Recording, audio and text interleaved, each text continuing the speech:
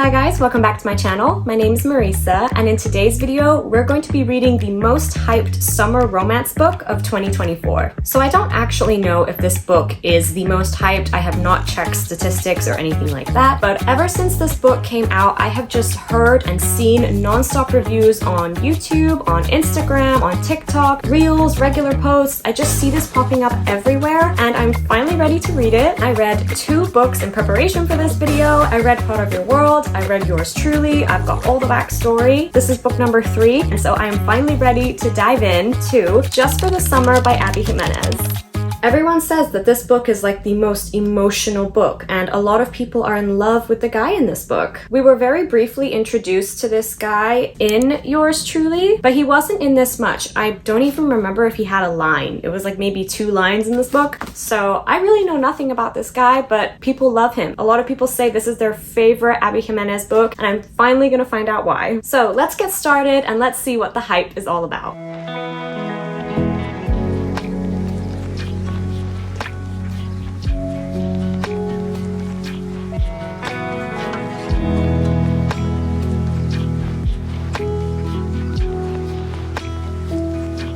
So little reading update, I just got to page 143, and honestly I am finding it a bit slow. Not that the writing is slow, but in terms of romance, not much has really happened. They've been on 1 date, and it was a very cute, mild date, and so far I like the guy, but there's nothing that really stands out. Majority of this has been about Emma, her life, and dealing with her mom, so not much romance yet, but obviously there's all of this left, so I guess we'll see.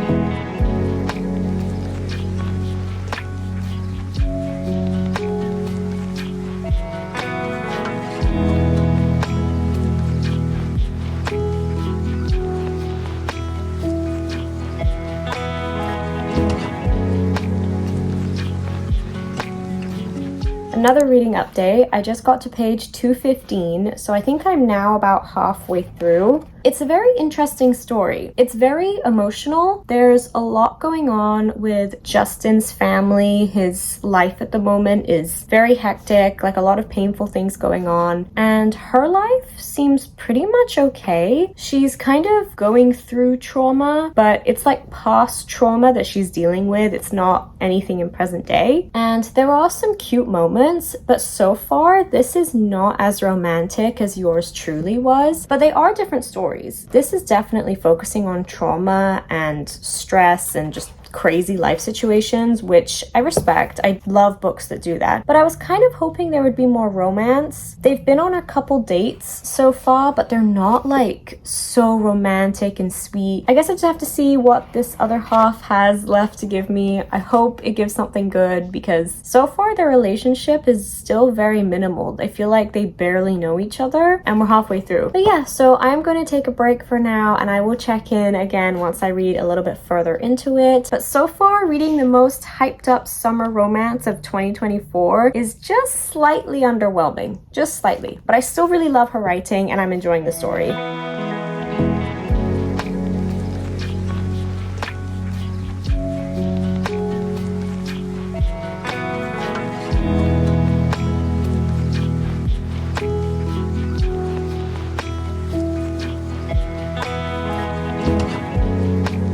So update, I'm on page 284, and something beautiful just happened, like this wonderful moment that I'm just so happy about. This unexpected plot thing came up that I really didn't see coming. I mean, I guess it makes sense, but I just wasn't ready for that. It's starting to become more romantic, definitely. Like, okay, I see him as romantic, like the things he does for her, the way he talks about her, especially when you're reading his point of view. This man is clearly in love, but for her, it's just not the same. I almost feel like he deserves someone better than her. Like, she's not a bad person and she's been through a lot, but I just feel like our man Justin deserves better. He needs someone better, or she needs to become better, because right now poor Justin just deserves everything that he's put his effort into, and at the moment I don't think it's her. I don't think she's good enough for him at the moment. But there's still like 120 pages left of this book, so we'll see. Maybe it'll change and it'll get better. I'm gonna take a break for now. I've been reading a lot of this today because I'm doing another video video, but I will come back when I have another update and more thoughts on this book, because it's just not giving what yours truly gave me. That book just did something else.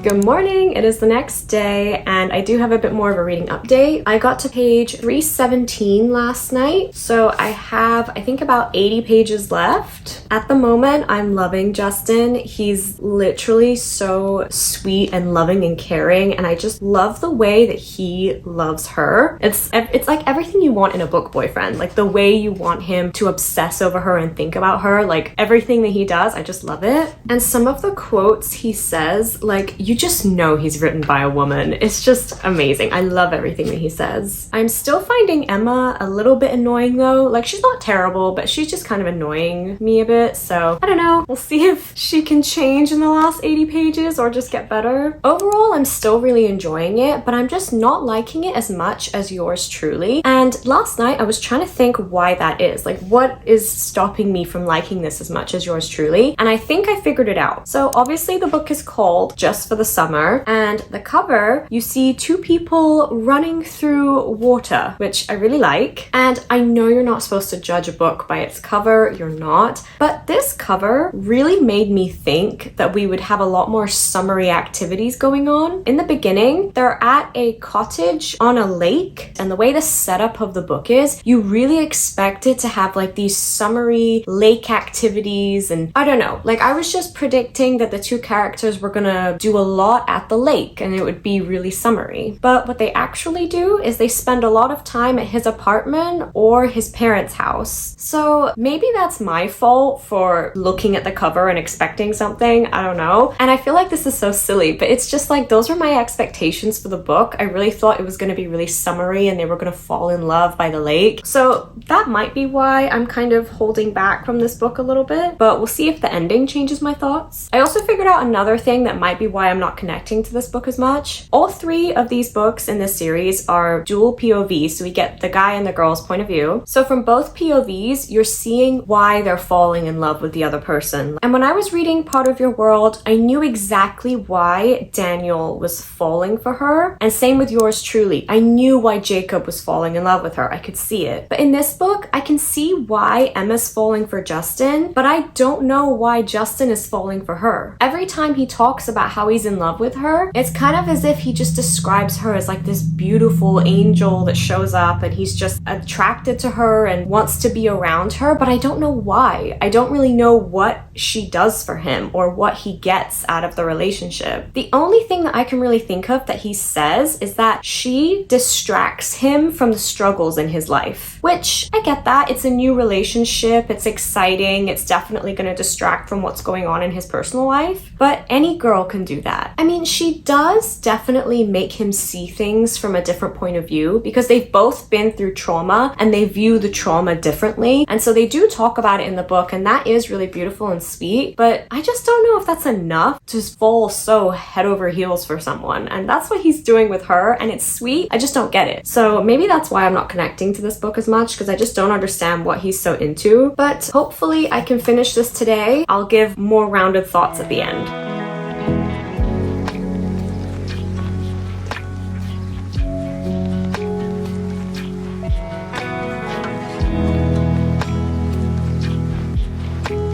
I don't know what took me so long to piece this together. Like, I just read this like not that long ago, but there was a character in here that is the same character that's in this book that I did not connect for so long. Now I have a prediction for how this is going to end. I'm on page 330, so I didn't get that much further, but I just saw something and I was like, wait a minute. This is why I tab books. This exact reason, because I needed to look for something very specific, and I have my tabs here telling me what color means what, and so it was very easy for me to find. Oh my god, I just can't believe the whole time I've been reading about the same character. That's just wild. Like, wow.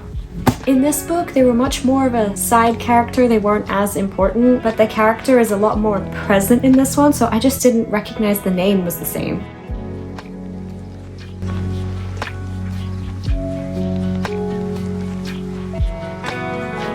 book is literally gonna make me cry.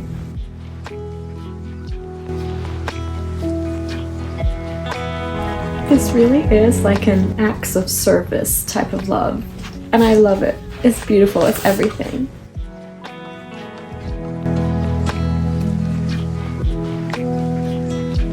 This is the epitome of if he wanted to, he would. And I'd say that about everyone too, not just him. Like, that's the message of this book. For anyone that you love, if they wanted to, they would.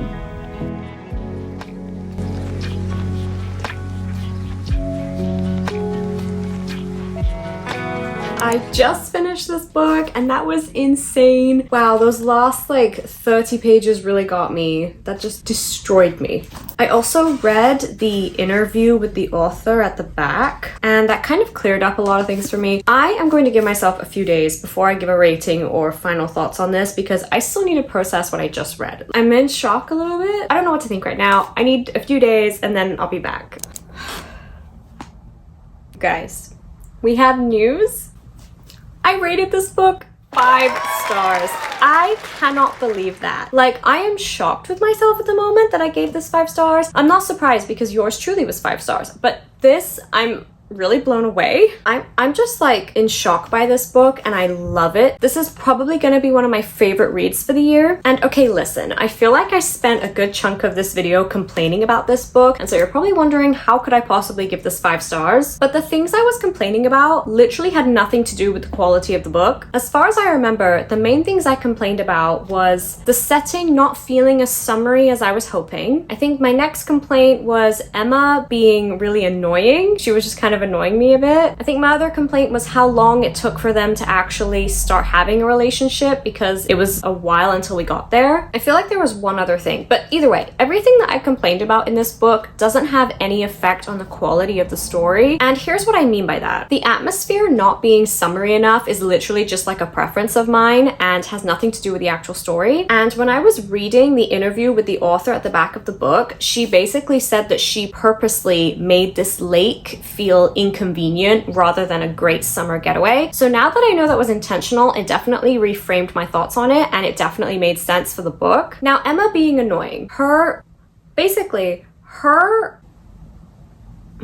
what is the word? Basically, her lifestyle choices and the way she treats people that is affected by her trauma is what annoyed me. But that's just her personality. That is her character. And I have learned through reading other books that you can dislike something about a character and have that not affect the rating. For example, I love the Magnolia Park series, but every single character is questionable with really weird morals. But the series is just so good and I love it anyway. And all those books are practically 5 stars to me. So with this one, when it came to my rating, I was like, look, Emma is not a bad person at all. She just personally annoyed me. But I really liked how their story ended and how they came together at the end. And like I said in the previous clip, I wanted to give myself time to think about this book, and it has been about a week and I cannot stop thinking about it. And it's not because I'm purposely trying to think about it and trying to decipher a rating. I'm literally in the middle of the Throne of Glass series trying to get through it and I keep thinking about these characters. There are quotes in this book that have genuinely stuck with me and I cannot stop thinking about them. And that never happens. Even if I love a book, I will tab a quote that I love and I'll forget about the quotes. For example, I love A Court of Mist and Fury by Sarah J Maas, but I cannot tell you any quotes in that book except for one, and it's only because I see that quote everywhere online all the time, but otherwise I cannot repeat to you like specific quotes that I love from the book. I'd have to go and look it up. Whereas with this book, they're literally in my head playing over and over again for this past week because I'm just so obsessed with how these characters were talking to each other. Also the other day, I was reading another book and I was getting kind of tired of it, and so before bed I literally picked up this book and like flicked through the quotes that I loved so much, and it was making me smile and I was just teary-eyed thinking about it. And that's when it really hit me that, you know, this is a 5-star read. I never do that if a book is lower than 5 stars. I don't bother. Like, the fact that this book has affected me so much, there are quotes in this book that I have used in the past week. Like, I've applied them to my life, and I feel like this sounds so dramatic and over the top, but I'm genuinely being serious. I quoted something in this book to a loved one and I just felt really necessary in the moment. I think I did that twice in this last week alone. Just 1 week. I've done that to 2 different people in my life life because of how much this book affected me. So yeah, even though I criticized this book so much in the beginning, I was literally nitpicking at different things, and it's okay to nitpick. You can absolutely nitpick at a character that's frustrating you, or maybe the scenery is not what you wanted, but the story, the romance, the love in this book, and the trauma that the characters go through was just unbelievable to read. I just loved it. And the way this book connected to the previous two was just amazing. I'm so glad I read them in order. I definitely recommend reading them in order. You obviously don't have to, they are standalones, but the characters from the previous books do pop up in this, especially towards the end. They do play a bit more of an important role, so I would recommend reading it in order. I have been holding my breath with my thoughts on this book for an entire week, and it just feels so good to finally get it all out. This book is amazing. I would highly recommend. I would definitely reread it. I will probably reread it next year because of how much I love it. But anyway, that is it. The most hyped summer romance of 2024, I gave 5 stars, and I definitely think it deserves the hype. Let me know down in the comments if you read this book and this series and what your thoughts on it are. I hope you guys enjoyed this video and enjoyed tagging along as I read throughout this entire book, because I really loved it, so I hope you guys liked the video. If you did enjoy this video, make sure to like, comment, and subscribe, and ring the bell so you'll be notified about my recent uploads, and I'll see you guys in the next one. Bye!